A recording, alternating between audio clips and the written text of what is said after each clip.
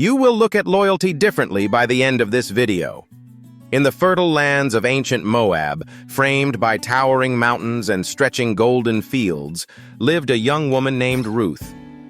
This storied land bore witness to a remarkable tale, one that would be sung through the ages.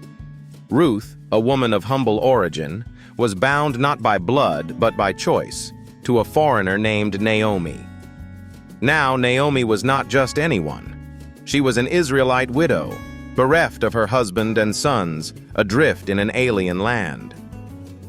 The story begins with tragedy, but it is within this crucible of loss that Ruth's soul was tempered to unparalleled strength.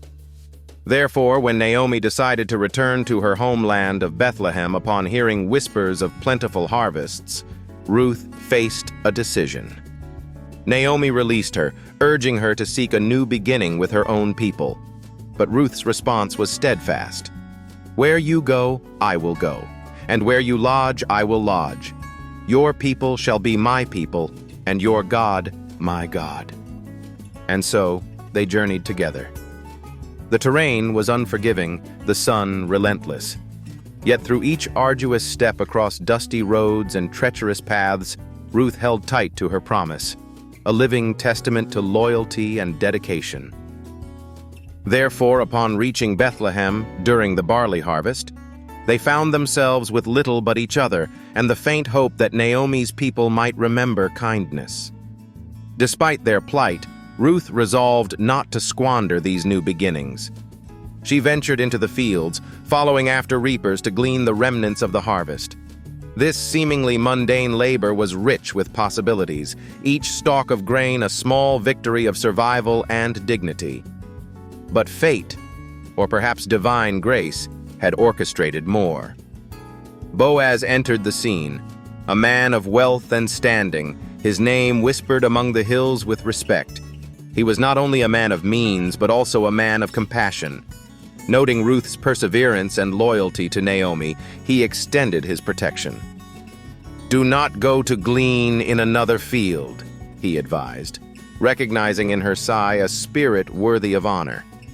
Thus began an unlikely alliance, one of mutual respect and shared values. Night after night, Ruth recounted to Naomi the encounters, each day more promising than the last.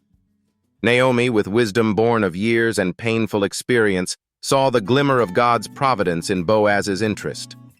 Therefore, one night under the cover of starlight, Naomi revealed to Ruth the plan.